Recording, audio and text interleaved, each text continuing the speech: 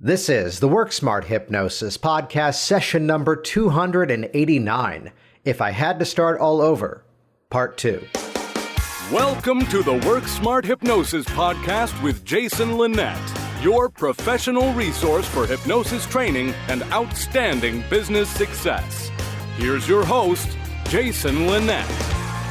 Welcome back to the program. It's Jason Linett here. And a few weeks ago, we put out another episode called If I Had to Start All Over. And for those of you that are not yet members of the public Work Smart Hypnosis community, which is online on Facebook, you can find the links and all the details over at worksmarthypnosis.com inside of the show notes.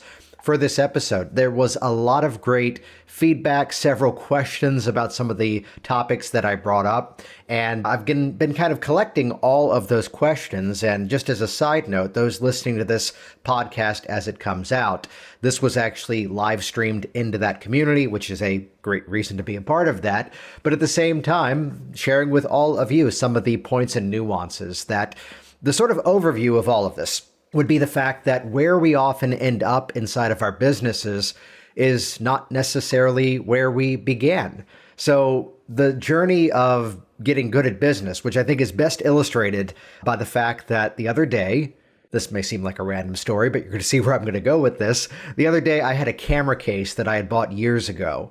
Really, really nice quality. And it was such a nice quality. It was so heavy and so cumbersome that I never used it. And so I sold it on Facebook Marketplace, and because I was out and I was busy, the guy who was asking, where do I pick it up?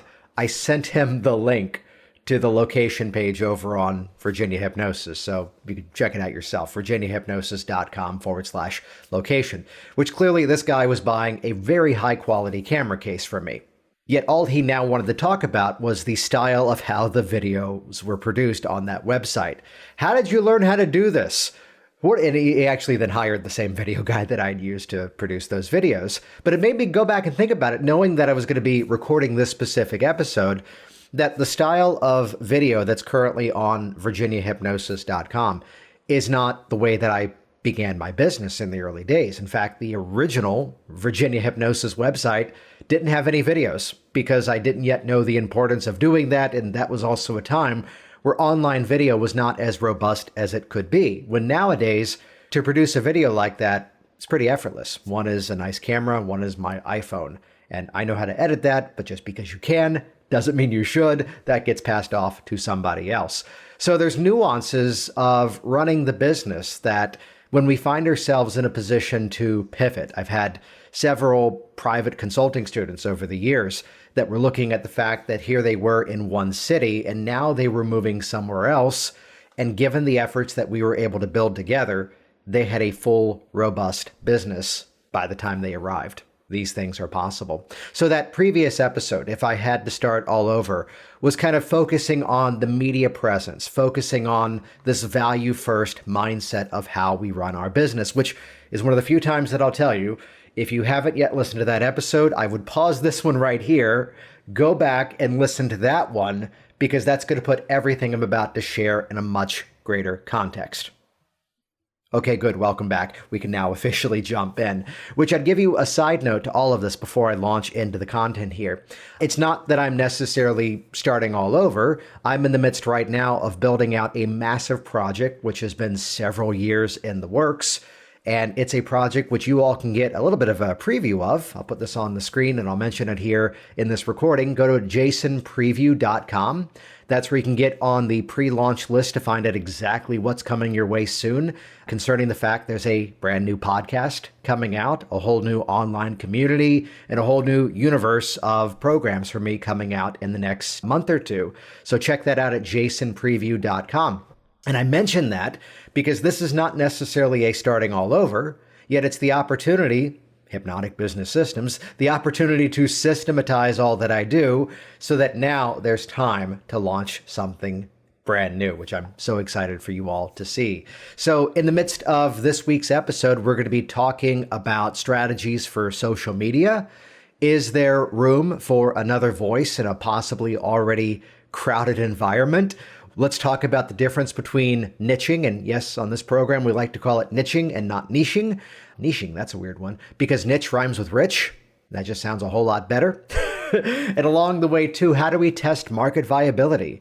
How do we find out that this brand new idea of ours is actually something that people will want to engage with? And how do we go about doing that? How do we interact with various online communities where there's perhaps a little bit of a barrier in terms of going out and offering from something for sale? These are the topics we're going to be covering this week. And again, you can kind of watch in real time as I'm doing some of this myself, jasonpreview.com. Get on that pre-launch list, find out what I'm up to.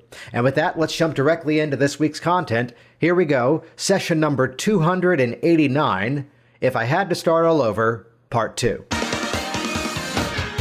All right, so as we're jumping into the content here, as we're jumping into the strategies, it all kind of began with a response from David Ruby, and then several others chimed in as well, chatting about some of the themes that I introduced. So let's actually dive into some of these concepts and some of these ideas. So there was a dialogue that I introduced in the part 1 of this episode about give, get. The mindset of not necessarily just chasing after the game of reciprocity, not just necessarily going after the game of, influencing people by sharing content and then having them come in, but genuinely caring about your audience. The fact that I think I mentioned this in that previous episode, I have some people who have gone through every live training that I've offered, every online program that I've put out, have then spun around and hired me for private consulting, and to be just as satisfied with that person in my audience as I am the person who, every time I see her, she goes, Jason, I use your pre-talk all the time. It changed my practice. And has never bought a single thing from me. So to be just as satisfied with both sides of that audience means you're doing something from the right perspective there. So the question that popped up, though, would be that what about making use of other people's communities? What about, and I'll read off a little bit of the paraphrase of one of the questions here, about finding Facebook groups where there are official or unofficial gatherings of people supporting each other and supplying massive value. So one of the questions that popped up around this was that these are groups that generally have a bit of a no sales environment. To be popping into someone else's community that someone else has spent their time, energy, and very likely in the 21st century, their money to build out, to then be the person swooping in, and then putting out specific value offers. Well, the easy answer to that is don't be that guy. There you go.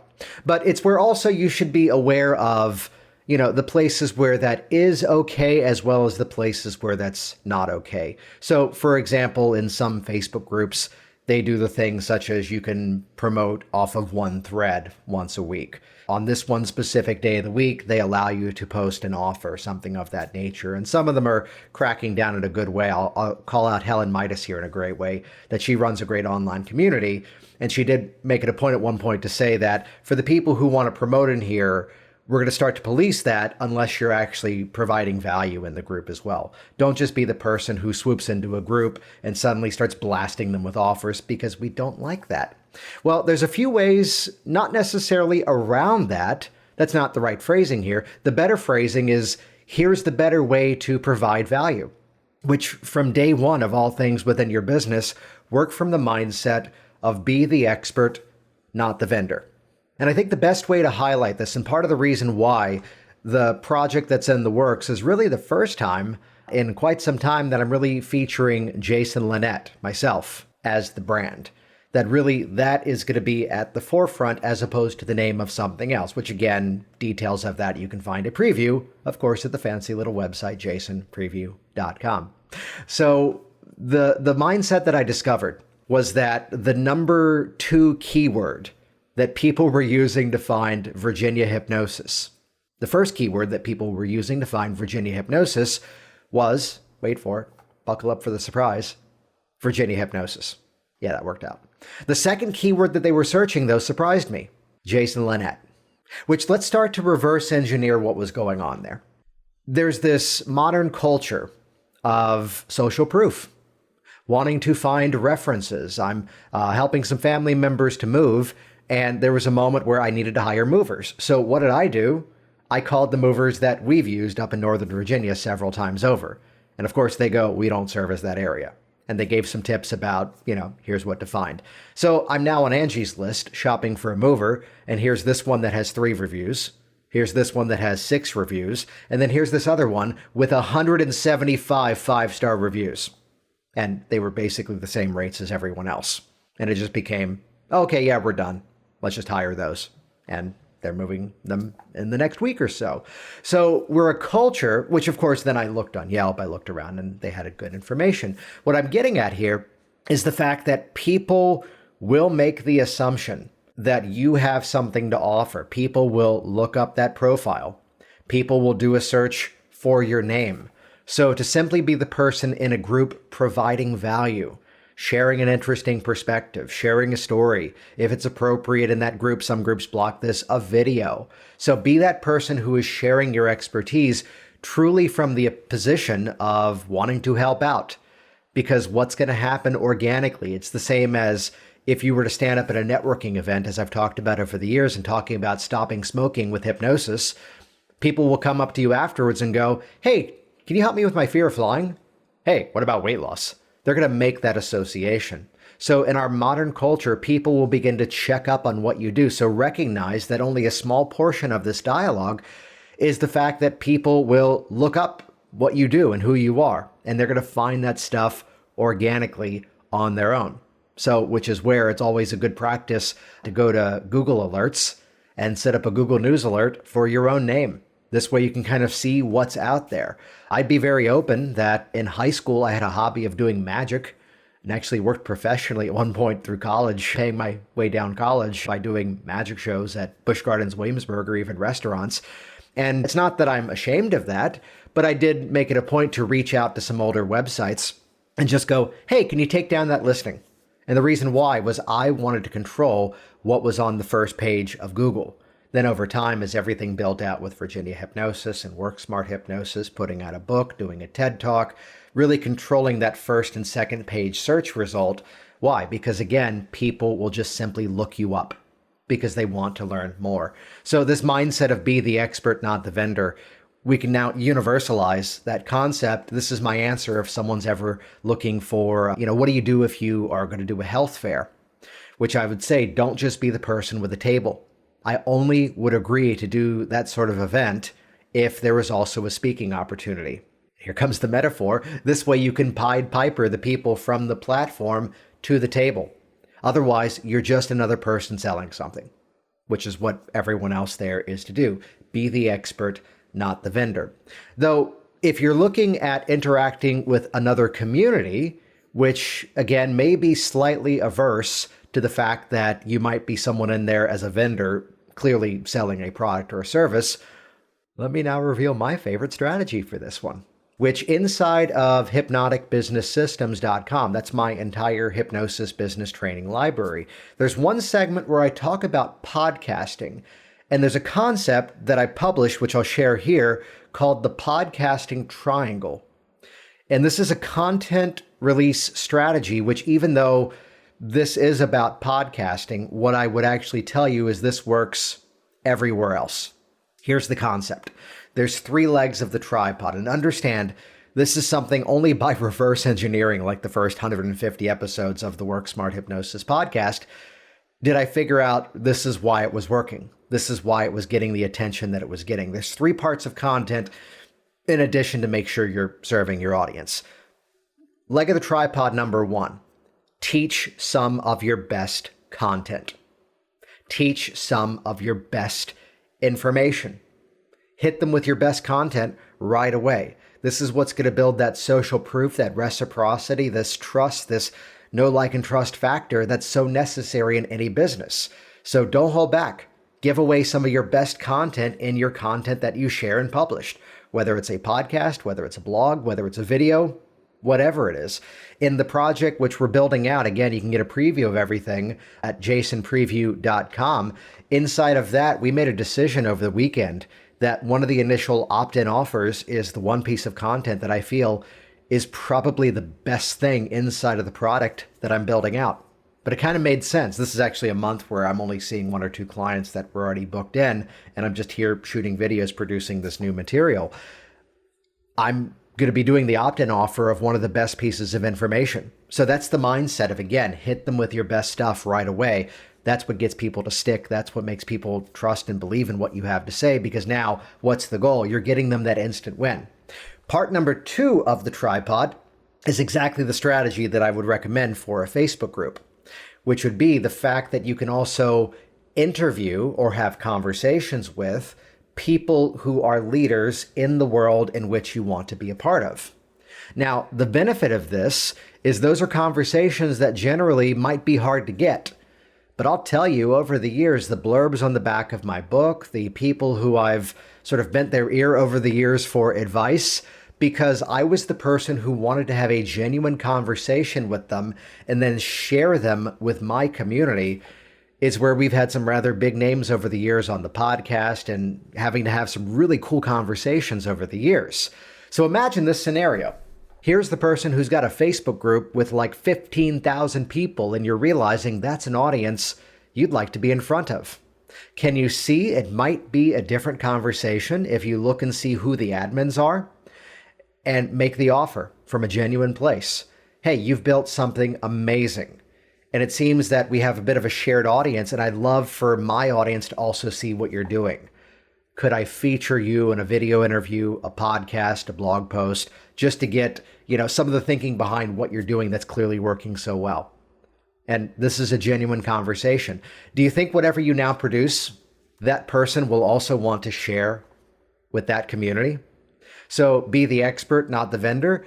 Be the peer, not just the vendor, is the mindset here, which I'll tell you, this strategy alone has been massive for me in terms of all the podcasts that I did when the book came out, all the podcasts I'm about to be going on as the new projects roll out. So find that way to get to that peer positioning as opposed to the person asking, can I sell my crap in your library? Don't be that person. So the 3 legs of the tripod, again, share some of your best information, do these conversations and interviews with people that now you're raising yourself up to be on that same level. And then third, one of the most subtle nuances of this would be the fact that you also now do interviews with people who perhaps are your students and, with permission, where appropriate, your clients, talking about their results, talking about the things that they've achieved, because what does that now do? That validates that the first leg of the tripod, the content that you share, actually works. Which again, this is something that I reverse engineered over the years by realizing when I had people on the podcast who had gone through my trainings, it was not that I wanted them to come on and become a commercial for the programs that I offer, though that is part of what happened. It's more so the fact that it validated the people who go through Jason's programs, who take action upon it, get these awesome results. And really, again, from my perspective, let me call out Karen Gray, who's been on a couple of times on the podcast, where I wanted to have her on because here's some things that she was doing that, yes, I could be there from the egotistical perspective going, hey, look how awesome I am. Look what my students are doing. And instead, here's something she was doing that was so cool that I wanted to learn about it. And why be greedy and keep that content to myself? Give. Let's have the conversation. Let's have her on the program and have her share that with everybody. And yes, I made use of that as well. So this whole mindset of, again, sharing massive value. I have given away more free content than most people will sell. And even in the midst of the build out for a new universe of podcasts, a new online community, and several products and services inside of that, on top of everything else that I'm already doing, every bit of the conversation that we're having behind the scenes, and again, you can see a preview of everything at jasonpreview.com. See how we're dropping that in a very organic way. The benefit of that is, it's now building that audience, which we can talk work smart hypnosis for a moment as a business model. It wasn't profitable for the first year. Now it is. The classes are filling up. People are in the online communities and people are interacting with it and people are recommending it. Even if there's a conference that scheduling or whatever I wasn't a part of, I keep getting the report of people kept talking about you. People kept referencing you in the programs. It's always operating from that value first mindset. And that's what builds that loyal following. And again, this is the mindset going into those communities where now you're adding value. Now you're bringing people in, which take everything I've just said. Teach your own content, like-minded interviews, highlight your students' successes. Podcasting triangle is what I call that, but that works for any medium of publishing, whether it's videos on a website, blog post, everywhere. So the other question that popped up, this was also from David, but also reiterated by others, is there a market for more podcasts?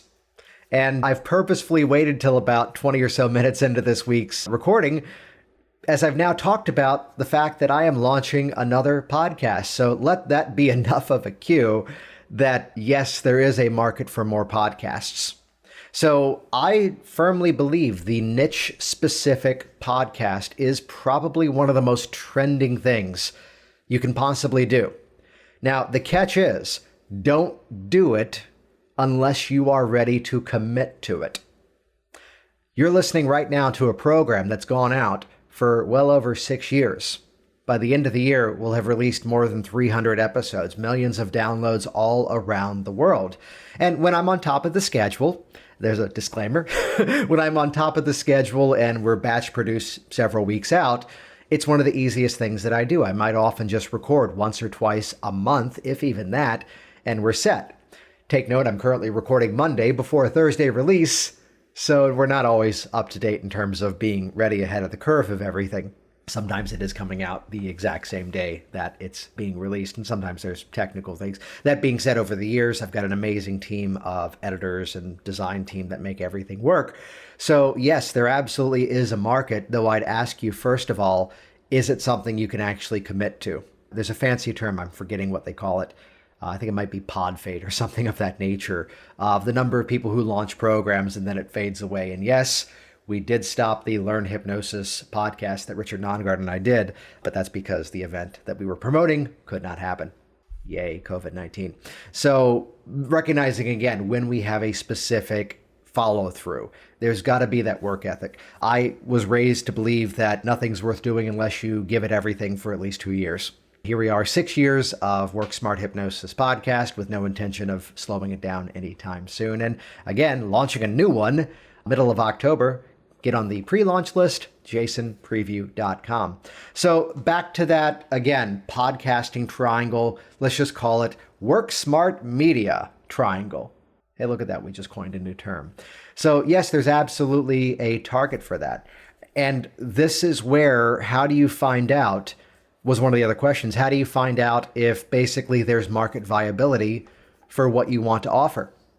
You know, there are moments where you could build something out and then realize that if you build it, they will come is a dirty, rotten lie. Take that, Kevin Costner's fake father in that Field of Dreams movie. No, what I'm getting at is that you want to make sure that there's a market for what you do. And this is where I'll share something a little private on this, that something that's the fear of many other people is actually one of my greatest motivators. That there's this fear of putting out something that's similar to what someone else has to offer. So, you know, I was kind of early in the game of teaching other hypnotists how to run their businesses, and then many others started to follow suit as well, which was great because there's a massive need for it. And I may be unique in my perspective on that, but that mine is not the mine is better than this person's, and I frankly don't know because I haven't looked at anyone else's. But the fact is, I'm the one going, you know what? Pick up what I do. Richard Barker's got information. Check out what he does. Helen Midas has some information. Check out hers. There's several others. Because the business category is a fun one, because if you just get one of our strategies and you get it to work for you, then you've recouped your investment. And likely so, you probably can keep using the same strategy over and over and over. So the fact of, as I look at my business training of, you know, I've gone outside of our hypnosis industry to learn a lot of what I do and then figured out how to model it for what I do and what works with my styles. So I'm the one saying, get everyone's, you know, as long as you're going to put it into use, because you only need a few strategies to be effective for it to be massively profitable. So the question that I'm often asking is two-part. One, who is the audience? If you can't define the audience, you can't target them. If you try to sell to everybody, you end up selling to nobody, is something that I've said many times over here over the years, that if you cannot target exactly who these people are, this is where anybody with anxiety is not a market. It kind of is, but it's a little hard to promote to. Anybody who wants to improve themselves. The heck does that mean? As opposed to that person who's tried several times to quit smoking and is ready to throw them out. That's a very specific story. The person who has tried nearly every diet on the market and hasn't yet been able to lose weight. That's a very specific market, which is where in everything that I'm building out in the new things, again, get on the preview launch list at jasonpreview.com, see how we can organically just give a little plug inside of things without being a not very in-your-face salesy way. I am very specifically talking to people who are not really inside of our hypnotic community. There may be some in our hypnotic community that will want to follow through with what I'm doing because it's a lot of hypnotic concepts, but instead looking at it as the mindset of how we can better share value, how we can better present that story, because I'm speaking to general entrepreneurs, more specifically solopreneurs, who want to productize their services, want to scale what they do, and maybe have bought every info marketing program out there in the world, but have not yet implemented it. That's a very specific audience that as soon as I've said that, I now know where these people gather, who are the gurus that they're following, what online communities they might be a member of, what books they're possibly reading, what podcasts they're listening to, and now I've got a full business plan right there in front of me. So these are some of the questions you want to ask. Are there people already buying in that community? And if so, that alone proves market viability. If it's already something that people are shopping around for, it proves there's a need for it. And it's where there's a need for your specific perspective. I'll leave out the name because I didn't ask permission to tell the story here, but I'll generalize it. I was in a private consulting session with one of my students, and he had the concern that he goes, some of the things that you talk about and some of the things I've heard these other people talk about, I want to say the same things, but I'm concerned that it might be that I'm copying them. And I said, well, these are general personal development concepts that you're talking about here. It's not even something that any of us could, copyright or trademark unless we had a specific thingified name for it. The problem is, though, right now, this is your belief, but it's not yet your story. And I gave him the advice, go off and just collate all your stories. Collect all the experiences of things you've overcome, challenges you faced and what you did to overcome it. And the benefit of that is as you start to collate these stories, this is what I did to do a book. As you start to collate those stories, now these premises that you want to teach from are going to become your story as well. And very quickly it did, and it's just taken off as a result of that. So the fact that people are already buying in that world, that proves market viability. Is there a community? So again, the fact that there's Facebook groups, the fact that there's podcasts, the fact that there's books being published, who are the gurus in that world? Here's the truth of it. Competition is not something to fear. Competition proves, again, that there is market viability. And again, you've heard me very politely reference people who offer similar things that I do and tell you, get them all. Because again, you make use of a few strategies, it's going to pay off for you. The benefit now becomes is that your specific story may be the one that they needed. Someone who's coming from corporate and going into hypnosis is this person's story. Someone who came from an artistic background is coming into hypnosis. That's part of my story. Someone who's coming in it from completely different perspectives. This is why people are going to connect with you. This is why, again, put yourself into what you do, which again, if you're talking about your business and you keep using the phrase we, even if it's just you, stop it. I keep using it because there's a whole design team. There's a whole team of editors behind a lot of what I do. So that's my we. And here's another strategy too. You can test the market with a small offering, which makes me tell the story behind Hypnotic Business Systems, the business training that I offer, which you can get a preview at hypnoticformula.com. So the story behind Hypnotic Business Systems was on first launch, it did have a different name of Hypnosis Business Bootcamp, which wasn't a great name, and that's why we changed it.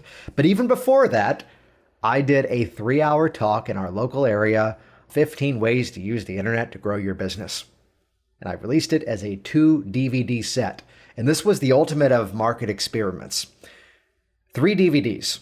DVD number 1 was the first hour and 20 minutes. DVD number 2 was the next hour and 20 minutes. DVD 3 This is an old story, I know. DVD, we found so many VHS cassette tapes in my parents' house as we were cleaning out, just threw them all out. DVD number 3 was just the files, the MP4s, the MP3s, and the transcripts. The people who bought this DVD set, I interviewed them. I called them up to find out, most of them, how did you interact with it? Nobody watched the DVDs. Everybody took the files, put them on their computer, and that's how they interacted. So what did I learn from that? Point number 1, because I sold a bunch of units of that sort of entry-level product, it proved people wanted that information. Point number 2, I was really behind the scenes testing the market viability of a digital offering. We first put out these programs like in 2013, where it was kind of new to be the person. My joke at one point at a conference was, I wanted to have the emptiest table with the highest sales. What I meant by that was I didn't have a stack of DVDs. I didn't have a big stack of books. I was there with a computer giving a demo of a website. And we pulled that off. So the purpose of releasing that entry-level product, the testing market viability with a small offering, was the fact that 1, people were buying it. It proved that people had an interest in that. And 2, by checking into the audience and finding out how they interacted with it, it proved it was perfectly okay to be a bit of a pioneer at the time. Now it's standard to be a bit of a pioneer releasing a content product with no physical offering. Why? Because people were not putting the disc into their DVD player, Blu-ray player, and watching it on a television. They were watching this on their computers, on their tablet devices, on their phones. So that was, again, a market test, which then became everything that's now Work Smart Hypnosis. So do you need to be the expert? Was another follow-up question here inside of, if I had to start all over, part 2. Do you need to be the expert? And 2 thoughts on this, or really, by the time I finish this, several thoughts. Let's be honest with how I teach. There was a moment, the original business program was called Hypnosis Business Bootcamp, which I think I still own the website, and I think it just redirects over to Hypnotic Business Systems. And at one point, I was going to start to spin off several projects to then partner with personal trainers, because I'm not a personal trainer. Yet, if I partnered with personal trainers, that would give me the credibility in that market to then release Personal Training Business Bootcamp, and then Acupuncture Business Bootcamp. And this is what eventually morphed into the project that's coming out next month, which is meant for solopreneurs, people in business who want to scale around the world. And I'll mention it here again. Get on that pre-launch list to find out exactly what we're up to at jasonpreview.com. That's what it eventually morphed into. I will call out Telman Knudsen here in a very, very loving way, because Telman was the guy who goes, yeah, you could do that, but each one of those passive income projects is its own separate full-time business. And damn it if he wasn't right, which is we're now universalizing it in a very specific audience is what the project eventually morphed into. And that was in one part a tiny inspiration, thanks to him. Though what I'd call out here is, do you need to be the expert? So I was looking at building the expertise in another market by bringing in another set of gurus. So here were the personal trainers who we were ready to do it. And then they stopped doing their podcast and I kind of lost faith in the guys I was going to partner with on that one. And then Work Smart Hypnosis was taking off from there. So do we need to be the expert? I'd say yes in some way, but then again, pre-framing. Pre-framing is a magical, magical hypnotic language hack. Hint, hint. Because whoever sets the frame and holds it wins the influence. Not that it's a win or lose game, but whoever sets the frame and maintains it, Sales 101, satisfy objections before they arise, is a simple formula in business. So in what I'm currently building out, and again, details at jasonpreview.com, what I'm currently building out, I am holding on to my expertise as the hypnotist, but also holding on to the expertise as a solopreneur who has had a 6-figure business for going on a decade. That's the pre-frame that I'm holding on to. Yet it's where over the years, working with my clients, not just the people in the hypnosis community, how so many of these hypnotic influence strategies apply to so many other markets. That for years, I had people looking at the business systems product and going, you should do that for this other thing. And well, Now I am. Just in a very different way to universalize that to other markets.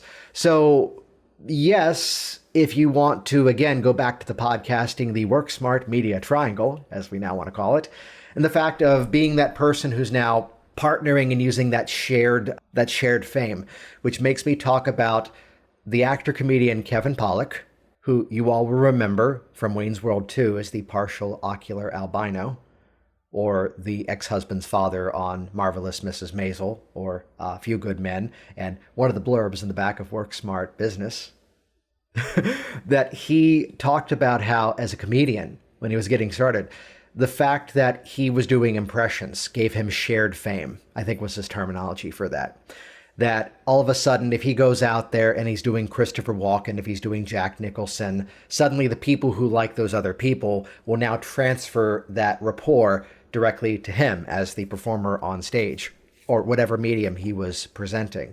So if you're going to do a partnership, recognize that you're going to be getting some of that value to go, here's how I can help your audience too. Let's do this together as a co-production. Then again, whoever sets the frame and holds it wins the influence. If you can pre-frame to that audience exactly why it is you're not in that community, but you're exactly the right person to help them, that's just as good in my opinion. And I'll give you my perfect example of this, and I've talked about this, I think, before. The person who called me up and asks me, hey, I want to come to you to improve my golf game. How often do you play? What's your handicap, or whatever questions golfers ask? Which is where I smile and say, when we play putt-putt as a family, I'm the one insisting we don't keep score because my children, at the time of this story, at 5 and 3 years old, were kicking my ass because they were better at it than I was. If you need advice on how to swing the club, clearly you're making the wrong phone call.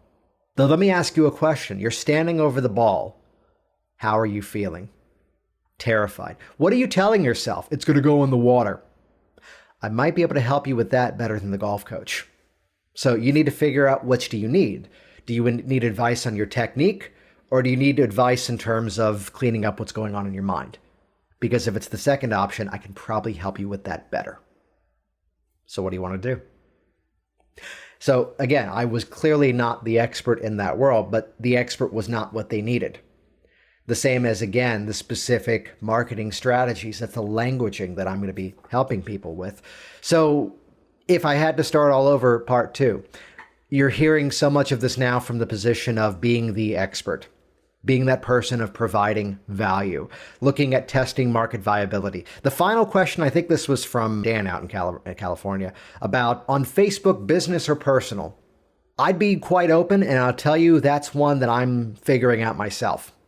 Because while there is a very specific, public page of Jason Linett, there also is very clearly a business page of Jason Linett, Hypnotic Influence Expert. Details and previews over at jasonpreview.com. So inside of that, it depends. How's that? It really depends on what your goals of that are. I know there are some who have 2 personal accounts, and maybe, for example, they put like CH at the end of another personal account, which technically speaking, Facebook doesn't want you to do that. And at any point, they could catch wise and they could close that account on you. And the same is true of Instagram, which is Facebook. Twitter is a little bit more general and lax on that, and so forth, in different platforms that are out there. So in terms of the group strategy that I talked about earlier, be mindful that there are some groups that won't let you join as a business page. And let me raise my hand proudly and say, the Work Smart Hypnosis public community is one of those groups. Because when I had people joining as a business page, they were the ones coming in and blasting an offer and promptly got removed because they had not provided any value. When I switched it over to be the fact that now people in that free public community have to join by a personal page, and I've made it private so these things are not visible to your possible clients that are searching around. The same as this is what HypnoThoughts did many years ago, even with the forum before it then moved to Facebook. It's that place where it's meant to be that conversation within the community. And yes, having met Damon John in person twice, it's FUBU, for us, by us, is what that specific community is. So I think the answer is both, really, in my personal opinion. And I think the mindset ought to be start with the personal page, but then look at funneling people over to the business page to interact with the business content, which let's look at exactly what's been happening here for the last 40 minutes. When you go to jasonpreview.com, there is a specific opt-in offer, and those emails, as an example, are going to come from Jason at jasonlinett.com. The emails for that are not going to come from Jason at virginiahypnosis.com. The same as the new podcast launches, the promotion of those podcast episodes, the reminders of, hey, we've got a new episode with this person, are going to come from Jason at jasonlinett.com and are going to go to the people who are subscribed to that list. So make sure, this is the horrible phrasing of what I'm now getting at, is what I've taught for years inside of Hypnotic Business Systems. You want to make sure you've got an email service provider that lets you segment a list, because this is horrible, but hear me out. You don't want to be sending your weight loss offers to people who have called you about public speaking, because they're already self-conscious on stage. Don't call them chubby. Which is a horrible way of phrasing it, I know, but it drives the point home. So the people who respond to one specific thing, let them hear about that specific thing, and then everything else. The same as I'm censoring a story, which I will make ridiculous on purpose. Hey, we've got this amazing community of people who responded to my hypnosis training. Hey, my brother breeds guinea pigs. Can we send an ad for that to them? No. Enough said. So I think have both. Absolutely. That being said, I can't come up with a clever title for this. I tend to be the person who goes, if you don't want it out there for everybody, just don't publish it. I think that's a general nice rule of thumb. If I don't want you seeing something, I don't publish it. You know, I've got my own personal opinions about all the rather sensitive topics of the world, public health, religion, politics, and I don't tend to post that stuff. Why? Because that's not what you're there to hear from me. I can have those conversations in person. And for the general part, I tend to actually be a little universal in my belief systems, that at the end of the day, we're all basically saying the same stuff. We just have different ways of getting there, which means it's not even a agree to disagree. It's just we're coming at it from different perspectives. Chunk up, same value system, just different dialogues. How's that for a quick personal rant?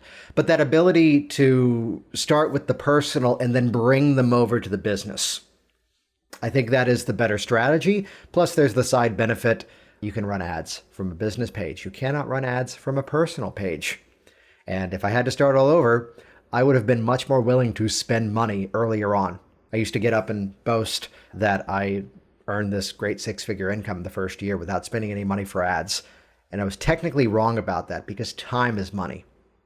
And again, now that I'm building out a new project, previews at jasonpreview.com, as I'm building out a new project, I already know the exact audience. So do I organically wait for those people to find it? I will. But at the same time, if I have the ability to put my valuable information in front of them for a few pennies and dollars, I'm absolutely doing that. So there you go. A bit of an all-inclusive part 2, more deep dive detail.